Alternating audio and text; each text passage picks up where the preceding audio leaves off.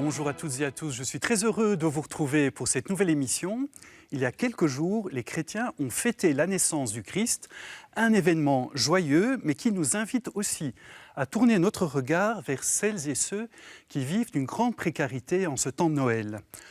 Aujourd'hui, nous vous proposons de découvrir ou de redécouvrir différentes initiatives qui montrent que la solidarité avec les personnes qui vivent dans la pauvreté est possible et que pour les chrétiens, cette attention aux pauvres fait vraiment partie de l'ADN de leur foi. Pour en parler, j'ai le plaisir d'accueillir deux invités. Jean Tonglet, bonjour. Bonjour. Vous êtes volontaire permanent à ATD Quart Monde. Vous avez également été responsable d'ATD Quart Monde en Belgique pendant quelques années et aussi responsable de la représentation d'ATD Quart Monde auprès de l'Union européenne. On reviendra notamment sur la vocation de votre mouvement. Thérèse Wolters, bonjour. Bonjour.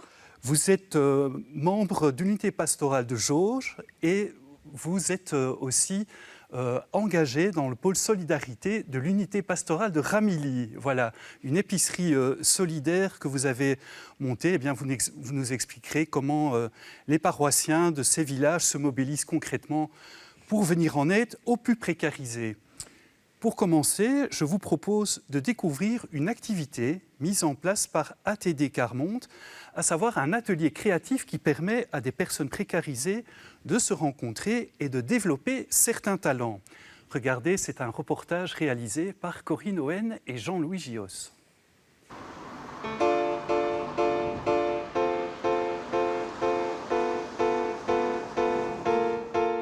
À Etterbeek, dans les bureaux d'ATD Quart Monde, il y a toujours de l'animation. ATD comme les initiales de Agir tous pour la dignité. Tous les lundis, l'atelier créatif accueille tous ceux qui veulent laisser libre cours à leur imagination. Personnes isolées ou précarisées, tout le monde est le bienvenu.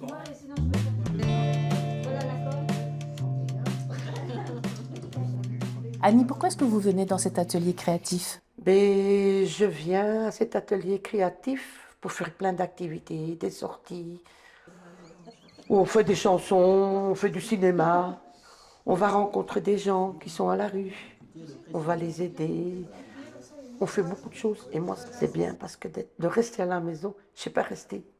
Je ne suis pas tranquille, il faut que je sorte et j'aime aller à la rencontre de n'importe qui.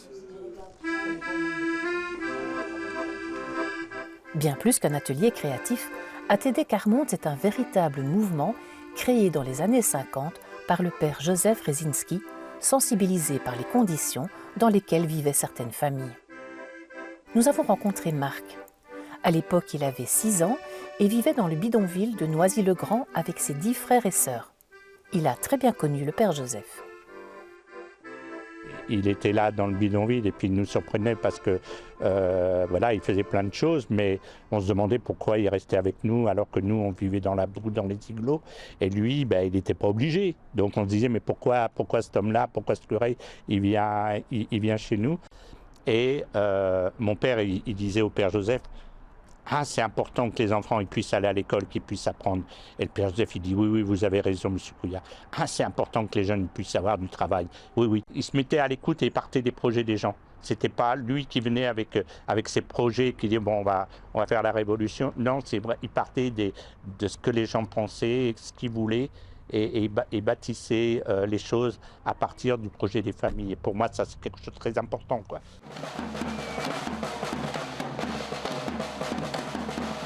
Chaque année, lors de la Journée mondiale de lutte contre la pauvreté, ATD Quart Monde rappelle que vaincre la misère reste toujours un combat d'actualité et qu'il est plus que jamais indispensable d'unir ses forces pour sortir de l'isolement les personnes qui vivent dans la pauvreté.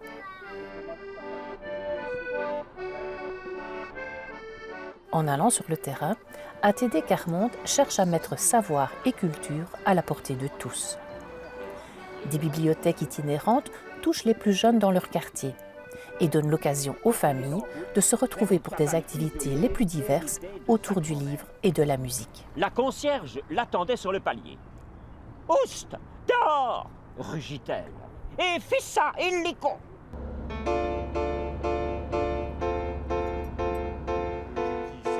Au pays des vallées, un groupe ATD se réunit pour sensibiliser l'opinion publique à la problématique de la précarité. Chacun y met du sien et a son mot à dire.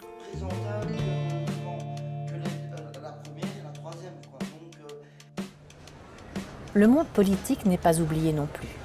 Au Parlement européen, les universités populaires font dialoguer des personnes qui vivent la pauvreté et d'autres qui se veulent solidaires, comme les professionnels qui sont sur le terrain ou encore les décideurs politiques. Mais revenons à Bruxelles, à l'atelier créatif où le travail continue de bien avancer. Parce que faire du beau, c'est important dans une vie où tout est un peu triste. Et savoir être fier d'une création qu'on a fait aussi pour des personnes qui ne sont pas toujours très bien considérées, ça redonne confiance. Et puis c'est aussi un temps où on discute de choses et d'autres. Donc c'est aussi un temps de partage, à la fois de création, à la fois de la vie de tous les jours. À ATD Carmonte, chacun apporte ce qu'il est. Ses projets, ses envies, ses rêves, pour refuser que la pauvreté soit une fatalité. Un espoir pour bâtir un monde meilleur, un peu comme une mosaïque à construire ensemble. Voilà pour cette présentation des activités du mouvement ATD Carmonte. Je rappelle que vous êtes volontaire permanent dans ce mouvement. Peut-être une première question pour planter le contexte. Où en est-on en cette fin d'année 2025 dans la lutte contre la pauvreté en Belgique?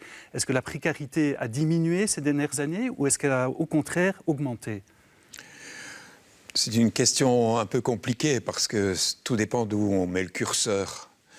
Donc plus que de parler d'augmentation, de diminution, même si moi je pense effectivement que la situation des plus pauvres s'est dégradée, ce que je voudrais dire c'est que ce qui s'est beaucoup dégradé depuis 10 ans à peu près, c'est la perception de ce que vivent les très pauvres. Aujourd'hui, plus qu'il y a 10 ans, on est revenu à des visions des pauvres qui sont très négatives. On parle de gens qui profitent, on parle de gens qui vivent dans des hamacs, on parle de gens qui s'allongent sur des divans tout au long de la journée, etc., etc. Et ça, c'est alimenté parfois par des hommes politiques, par des femmes politiques. C'est alimenté par certaines communications dans la presse, dans les médias, etc. Et c'est repris par l'opinion publique. Et donc aujourd'hui, il y a une certaine fatigue dans l'opinion publique de lutter contre la pauvreté. Une fatigue, vous vous rappelez peut-être des propos tenus un jour par le président de la République française qui disait « on verse des millions pour la pauvreté, ça nous coûte un fric de dingue », il a dit littéralement, ça nous coûte un fric de dingue et on n'arrive à rien. Et en fait, la réalité, c'est que aujourd'hui, effectivement, on pense, à cause de ces jugements négatifs, on pense qu'il faut couper dans les aides, dans les dépenses, qu'il faut responsabiliser les gens, activer les gens, etc. Alors c'est sûr qu'il faut accompagner les gens vers le travail et que le travail est la source de la dignité, mais pas n'importe comment et pas à n'importe quel prix. Et je pense qu'en fait aussi, dans ce jugement négatif, il vient aussi d'une culture qui est la culture de notre société aujourd'hui et qu'on peut appeler la culture de la méritocratie. On pense qu'en fait, les gens n'ont que ce qu'ils méritent. Et donc les riches ont ce qu'ils méritent et les pauvres ont ce qu'ils méritent. Et ça, c'est vraiment quelque chose contre lequel nous devons nous insurger parce que c'est contraire au message de la dignité humaine et c'est contraire pour les chrétiens au message chrétien. La réalité n'est pas si simple que ça. Thérèse Wolters, donc vous habitez dans l'est du Brabant wallon. On a souvent cette idée que Brabant wallon, c'est une province riche, peut-être même la plus riche de Belgique. Mais est-ce que vous constatez une augmentation de la pauvreté à l'est du Brabant wallon en particulier ? Alors, je dirais que je pense qu'il y a une augmentation, mais je pense surtout qu'il y a un changement dans la pauvreté. Moi, j'ai été pendant 12 ans conseillère au CPS d'Orp-Jauche de 2006 à 2018. Et j'entends maintenant qu'on retrouve au CPS beaucoup plus de jeunes qui font des études, qui se retrouvent en rupture familiale, des personnes qui divorcent, des problèmes de travail, des personnes qui ont un contrat de 13 heures semaine et qui ne s'en sortent pas. Donc, on retrouve en situation de pauvreté, c'est peut-être pas de la grande précarité, mais c'est de la pauvreté, des personnes qui font tout ce qu'elles peuvent pour y arriver. Et je rejoins tout à fait, monsieur, dans le fait qu'on a une notion très négative de la pauvreté et qu'on dit il faut couper les aides, mais on ne se rend pas compte que ce qui plombe un ménage, c'est le logement qui est trop cher, c'est l'énergie qui est augmentée, des logements pas chers, mais avec des dépenses énergétiques énormes. C'est le coût de la vie qui a explosé avec les allocations sociales qui ne suivent pas. Et donc, on a une vision très négative de la pauvreté et je pense qu'en tout cas, nous, au niveau de notre épicerie solidaire, on n'a pas 10% de personnes qui ne font pas ce qu'ils peuvent pour s'en sortir. Alors justement, vous parlez de cette épicerie solidaire. Donc effectivement, dans l'unité pastorale de Ramilly, une épicerie solidaire s'est mise en place. Comment est-ce que ce projet a été monté? Et est-ce que effectivement, vous constatez que les personnes sur place, les chrétiens et pas seulement, sont vraiment engagés dans un projet? Oui, alors cette épicerie est née d'une intuition il y a 3 ans. On s'est dit avec la crise de l'énergie, comment est-ce que les gens vont payer leurs factures d'électricité? On va les aider pendant l'hiver. On a ouvert 2 fois par semaine. On a eu d'abord 7 familles. On s'est dit, mais les gens ne vont pas oser venir. Et puis finalement, on en est arrivé à la fin, au mois d'avril, à 50 familles qu'on aidait. Et on a dit, bon, on va arrêter maintenant, il n'y a plus de problème. Et les gens nous ont dit, mais non, on a besoin. Et donc, on a continué. Maintenant, on aide 130 familles tous les mois, le 4e samedi du mois, parce qu'on sait bien que c'est à ce moment-là que les comptes sont vides et qu'il faut boucler la fin de mois. On aide des gens qui travaillent, on aide des pensionnés, on aide des personnes qui sont à la mutuelle. Et ce qui est très intéressant dans votre question, c'est qu'on ne sait pas comment ça se fait, mais les 3 000 € dont on a besoin tous les mois, ils sont là sur le compte. Et on a 60 volontaires qui viennent nous aider.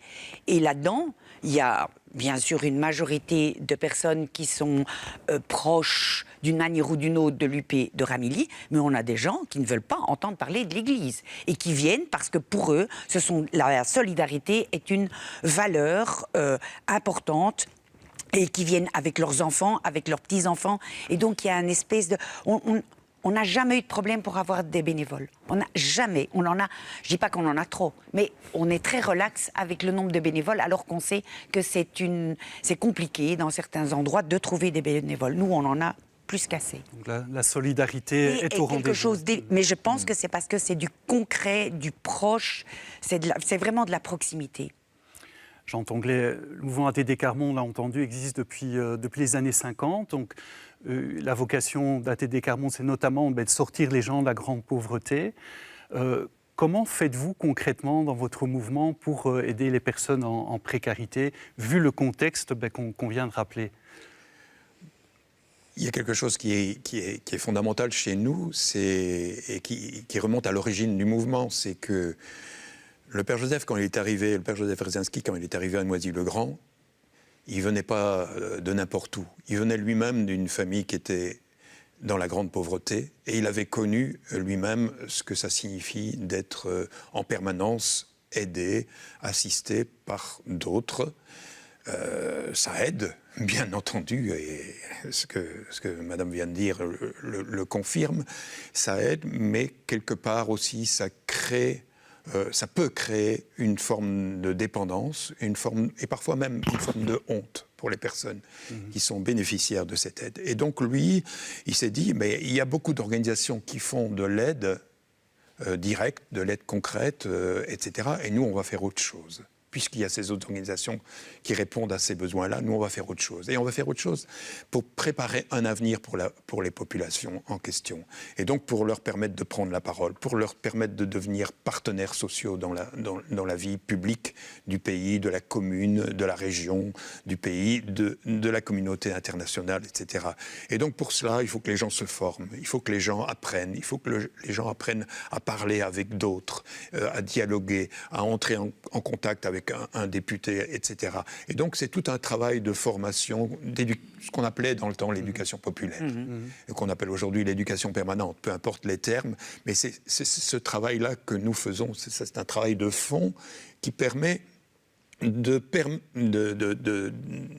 permet à des personnes qui vivent dans la pauvreté de devenir des partenaires. Et parce que nous avons besoin de leurs compétences. Ils ont des compétences, ils savent des choses que nous ne savons pas. Et le pape Léon, mais le pape François disait la même chose. Il reprend d'ailleurs une phrase du pape François en disant ça. Il dit il faut reconnaître que la réalité se voit mieux à partir des marges et que les pauvres sont dotés d'une intelligence particulière, indispensable à l'Église et à l'humanité. Ça, c'est ce que nous croyons. Nous croyons, alors c'est pas leur intelligence à eux toutes seules qui peut régler les problèmes, c'est en dialogue avec les autres savoirs, avec les autres intelligences, mais sans eux, on ne peut rien faire. Ce que tu fais sans moi, tu le fais contre moi. Alors on reviendra tout à l'heure sur cette exhortation du pape Léon, Dilexité, qui est sortie il y a quelques semaines. En attendant, je vous propose de découvrir le portrait de Giovanni, justement une personne qui a vécu dans la grande précarité et qui aujourd'hui est bénévole dans l'association Nativitas. Je vous propose de découvrir son portrait. Corinne Owen et Jean-Louis Giraud se sont rendus à Nativitas il y a quelques jours. Regardez.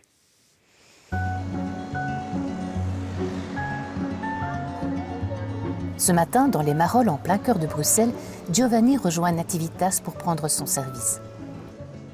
Il y travaille comme bénévole depuis quelques mois. Tout au long de la journée, plus de 150 personnes vont se presser dans ce restaurant pas tout à fait comme les autres. Pour 2 €, elles y trouvent un repas complet. Et être bénévole à Nativitas, qu'est-ce que ça veut dire ? Dans mon cas, je suis relativement polyvalent, donc ça veut dire aussi bien faire de la vaisselle, que cuisiner, que servir au bar, que servir en salle. Qu'avez-vous trouvé à Nativitas ? Moi-même et un sens. Un sens à tout ce que le travail peut apporter dans la vie, en fait. Nativitas est une véritable institution dans le quartier. Ce n'est pas seulement un restaurant, c'est aussi un lieu d'aide d'urgence et d'accueil de jour. Alors on propose plusieurs choses chez Nativitas. Donc d'abord toute une série de services d'aide à la vie quotidienne. Donc on dit des services de première nécessité, tournés autour de l'alimentation, autour des services d'hygiène en particulier. Mais aussi un service d'accompagnement social. Donc là, on a 2 assistants sociaux qui prennent le temps d'écouter les réalités des gens et qui essaient de les accompagner le mieux possible. Et c'est vrai que chez Nativitas, on essaie de personnaliser au mieux cet accompagnement. Plusieurs fois par semaine, des colis alimentaires sont distribués. Mijn naam is Els Bart. Des cours de langue aident les nouveaux arrivants à mieux maîtriser le français ou le néerlandais.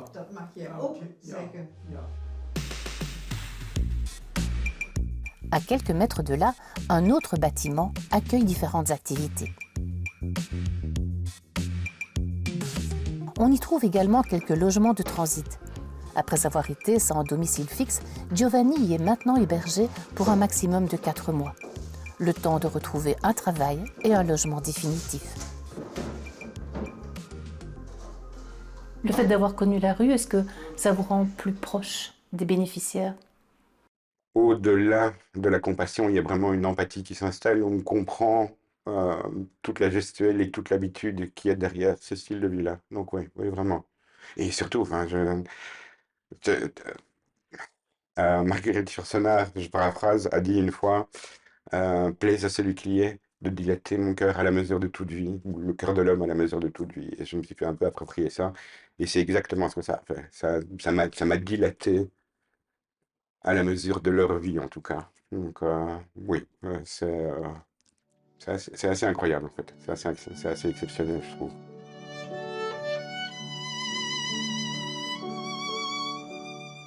Aujourd'hui est un jour un peu particulier. Pour fêter ses 50 ans, Nativitas organise un petit concert.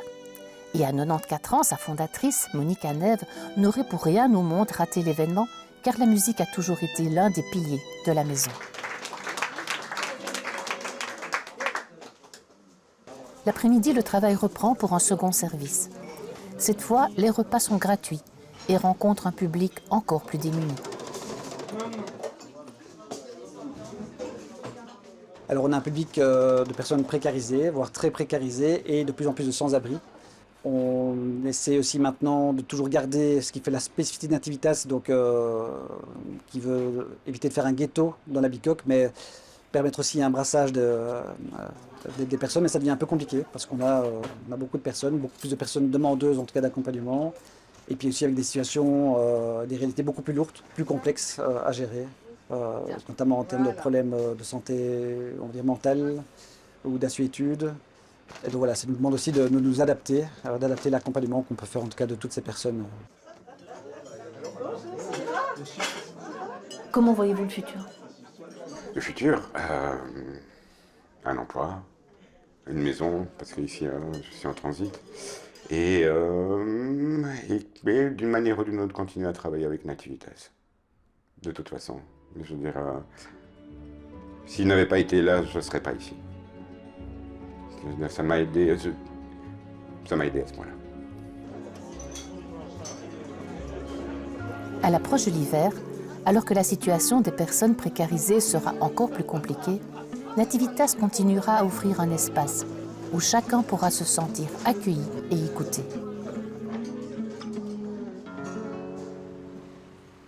Voilà pour cette petite visite à Nativitas. Thérèse Wolters, on a entendu Giovanni dire qu'il trouve du sens dans son engagement pour les plus précarisés. C'est votre cas aussi? Ah oui, tout à fait. Pour moi, c'est la possibilité d'incarner ma foi. Et ce qui me donne vraiment du sens, c'est non seulement l'aide alimentaire concrète, mais c'est aussi le volet Parlotte Café qu'on a développé en parallèle, qui permet d'avoir ce temps de rencontre avec les bénéficiaires, de pouvoir aussi leur donner un coup de main. Et on se rend compte qu'on a de plus en plus de bénéficiaires qui sont considérés comme des égaux, qui nous aident dans les différentes activités du Parlotte Café en faisant la vaisselle, etc. Et donc on a vraiment un dialogue d'égal à égal qui s'installe et qui pour moi est indispensable parce que bon, je ne suis pas en précarité, mais un accident de la vie pourrait faire que je m'y retrouve et donc quelque part, je n'ai pas de jugement à porter. Et c'est ce que j'aime dans cette initiative, c'est qu'il n'y a aucun jugement. Alors pour la fin de cette émission, je vous propose justement de revenir sur le premier texte officiel du pape Léon qu'il a publié le 9 octobre dernier, d'Ilexité, un texte qui était très attendu par les catholiques parce qu'il marque le début, un peu le programme de ce pontificat. Et donc justement, Jean Tonglé, vous l'avez dit, ce texte consacré à la pauvreté. Qu'avez-vous pensé de ce texte? Le pape notamment a des propos très durs par rapport à ce qu'il dit, ce qu'il appelle l'économie qui tue. Oui, c'est un texte absolument fort qui s'inscrit aussi dans la continuité du pape François. Donc il assume l'héritage du pape François et il le consolide d'une certaine façon à travers ce premier texte où il dit des choses très très importantes. Moi, ce qui m'a frappé, c'est d'abord... je reviens sur ce que je disais au début de l'émission. Il dit la pauvreté n'est pas un choix. Si, il y a des formes de pauvreté qui peuvent être choisies. La pauvreté des moines, la pauvreté que certaines personnes choisissent, épousent la pauvreté d'une certaine façon, mais c'est un choix. Mais la pauvreté au sens, la pauvreté misère n'est jamais un choix, contrairement à ce qu'on peut penser. Et il le dit, c'est au paragraphe 14, il dit « Les pauvres ne sont pas là par hasard, ni en raison d'un destin aveugle et amer.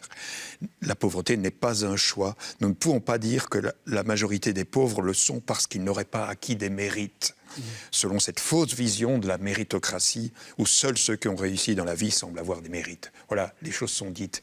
Et puis il dit des choses très très fortes aussi sur la condition sociale que le Christ lui-même a choisie. Il est né dans le monde de la misère. Il est né dans une mangeoire et il est mort hors de la cité. Quand sa famille, quand ses parents venaient au temple, ils offraient des colombes qui étaient l'offrande que faisaient les plus pauvres de leur temps. Voilà, donc il dit des choses très très fortes. Et puis il dit ce que j'ai déjà cité, qu'on a besoin de saisir la réalité de l'expérience humaine à travers ce qui se vit dans les périphéries, dans les marges, y compris d'ailleurs la compréhension des Écritures saintes, de l'Évangile, etc. C'est avec les très pauvres aussi qu'on peut vraiment les comprendre jusqu'au fond. Et donc, voilà, pour moi, c'est un texte très, très important, fondamental, qu'il faut que tous les chrétiens puissent s'en emparent, le lisent plume à la main, pour comprendre, en fait, que ce à quoi nous sommes appelés. Alors Thérèse Wolters, la dernière question de cette émission sera pour vous. Vers la fin de cette exhortation, le pape Léon XIV écrit aussi « Pour nous chrétiens, la question des pauvres nous ramène à l'essentiel de notre foi ». Vous êtes d'accord avec le pape à ce sujet ? Oui. Ce que vous avez fait à l'un d'entre les miens, c'est à moi que vous l'avez fait. Donc je veux dire, quelque part, il y a la croix, il y a la relation j'aime Dieu, mais j'aime mon prochain. Et la verticale sans l'horizontale n'a aucun sens. Et l'horizontale sans la verticale, on perd une dimension. Une dimension de respect et d'accueil. Et ce qui me frappe dans l'Est du Brabant wallon, c'est que la pauvreté, elle est cachée. Elle est cachée, elle n'est pas visible. À Bruxelles, on voit des mendiants partout, mais dans le Brabant wallon, c'est une province soi-disant riche. Dans l'Est, il y a énormément de pauvreté qui est cachée et qui est encore plus honteuse, je pense, que dans les grandes villes. Alors voilà, on a parlé de Bruxelles, l'Est du Brabant wallon, bien sûr, il y a toutes les autres villes, tous les autres lieux où la pauvreté sévit en Belgique. Jean Tonglet, Thérèse Wolters, merci beaucoup de nous avoir apporté votre témoignage, dans votre témoignage de solidarité par rapport aux plus pauvres en ce temps de Noël. Merci à vous aussi d'avoir été avec nous. Si vous souhaitez revoir cette émission, rendez-vous comme d'habitude sur la plateforme Ovio, la RTBF ou sur le site catobel.be. Je vous souhaite encore à toutes et tous un très joyeux Noël, une belle fin d'année et à très bientôt pour une prochaine émission. Merci.